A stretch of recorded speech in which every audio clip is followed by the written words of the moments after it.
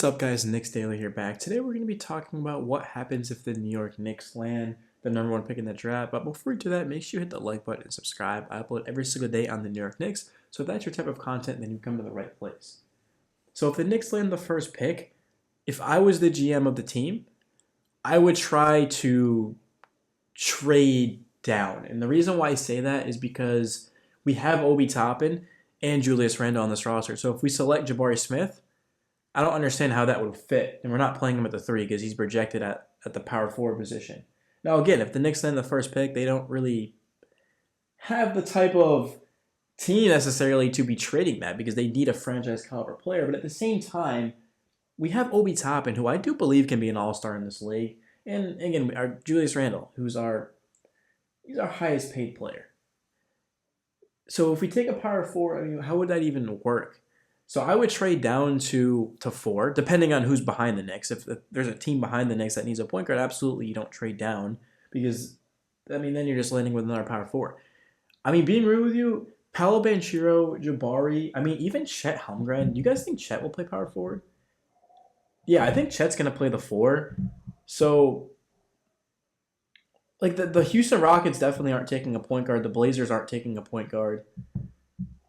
And then you've got, I mean, who else is in that range? I mean, the Detroit Pistons, I mean, they probably, yeah, they would definitely, if the Pistons are there, they're going to take Ivey. So it's basically going to be a game of chess.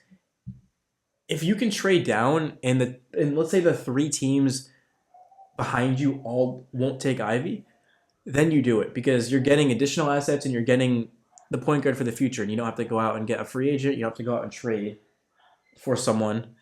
So I would do that, man. I really would.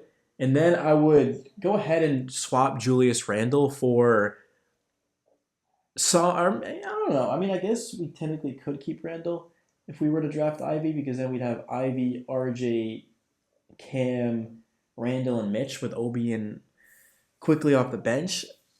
Personally, I just am not a fan of Julius Randle. I'm not going to sound like a broken record. I've talked about it a ton here on the channel, but I mean, Julius Randle, he averaged 20 and 10, sure, but he also shot 40% for the field, and he's not the best defender. I think I'd just rather roll out Obi. I mean, the Knicks drafted Obi Toppin for a reason because he was ready to come in and make an immediate impact, and they never gave him the minutes. I mean, Obi Toppin showed more to me the last 5 games of the season than Randle did the entirety of it. I mean, Julius Randle just really was not that good for us. He just was inefficient. He didn't really just have that spark that Obi brings. I mean, Obi Toppin, I just can't wait to see what's next for this guy. And he shouldn't be starting. Like, there's no excuse to be bringing Obi off the bench after the way he played. But at the same time, I do think that Emmanuel Quickly and Ivey can go at it in training camp to see who's the starter. I'm not just going to be like, we drafting Ivey, Emmanuel Quickly, you're out of it. No, these guys are going to compete, and again, we can roll out them together. Like, they can play with RJ. We can get creative, and we could roll out Ivey, Quickly, RJ, Cam Reddish, and Obi Toppin. Like, we have so much opportunity there if we are able to land Ivey compared to land Jabari Smith just because he's a power forward. I mean, Ivey could play the 1, he could play the 2. So even though we're talking about if the Knicks land the first pick, I don't think they should draft Jabari. I think they should absolutely trade down and get more assets, maybe get an additional pick, and then take the player they want. Because for me, I don't know. There's something about Jabari where, I mean, he is a very good shooter and he's got potential on defense. Apparently he projects as the league's highest caliber type of 3-and-D player, which is something the Knicks definitely need. Like, Randall's not a 3-and-D player. Cam Reddish is not a 3-and-D player. Obviously, Mitchell Robinson doesn't shoot. He's more. I mean, Rich can actually defend pick and rolls well on the perimeter, but I mean, it's Mitchell Robinson. He's just gonna get rebounds, dunk, and block shots pretty much. I mean, Jabari is 6'10". I mean, he made 79 threes. I just don't see him and Randle coexisting, to be real with you. So if the Knicks do land the first pick in the draft, they should trade down. Go out and get Jaden Ivey out of Purdue and pair him with RJ Barrett. Because I don't think many of us believe that RJ Barrett is a franchise type of player, superstar type of player. I mean, he definitely has the potential to be. But right now, I mean, the Knicks need to draft some type of guard that can just change this franchise. and that's going to be Jaden Ivey. I mean, sure, you guys probably think that there's a couple of players better than Ivey, but the Knicks need a point guard, and they don't have a lot of options. I mean, you guys want like John Wall or Dennis Schroeder? Jalen Brunson's going to cost a bag. I mean, $25 million a year for Jalen Brunson. The Knicks got the money; they could do that. But again, Jalen Brunson isn't an all-star. I'd rather have Ivey over Brunson. I'd imagine most Knicks fans would as well. And the thing about it, guys, is even if we don't land the first pick, we can still get Ivey. The Knicks have the assets to be able to trade up. Now, again, if we land the 11th pick, no, we're not trading from 11 to 4, 11 to 3. That's going to cost a fortune. That wouldn't even make sense.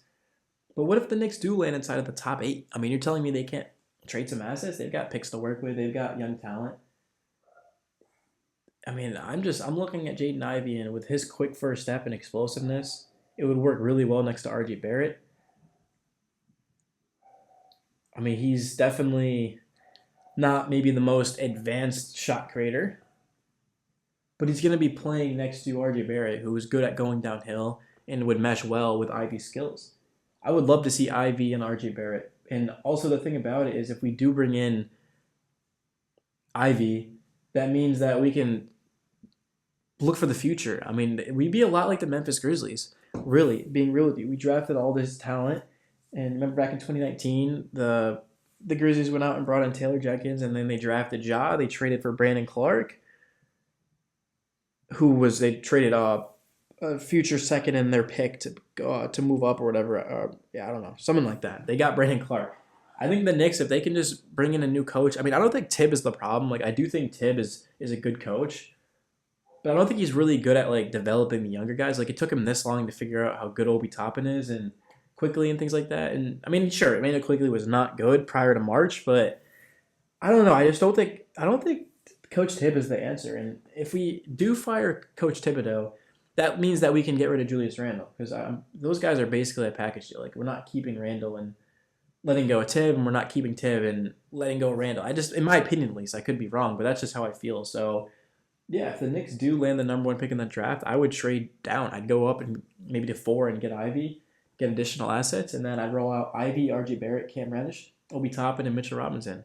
I mean, that would be an electrifying team. That team actually might make the play. Like, Ivey's the type of talent where he really could propel us, even though he's a rookie, just with his explosiveness. I mean, he's going to make a huge difference for the Knicks. He's a point guard that can finish at the rim. He can push it. I mean, honestly, Ivey would be good for a Coach Thibodeau system. I think that would be good, but I just feel like the Knicks need like kind of a new start. Like, they need to just develop all these players they're drafting and have a coach that's ready to come in and be able to handle the pressure of the Knicks, because it's going to be a lot of pressure. But yeah, it's your boy Knicks Daily. Let me know your thoughts on this video. Let me know your thoughts on Ivey. Let me know your thoughts. Would you guys just draft Jabari? Would you draft Paolo, whoever you want at 1? Or would you trade down like I should do, guys, and go out and get Ivey? Yeah, I'm out. Peace.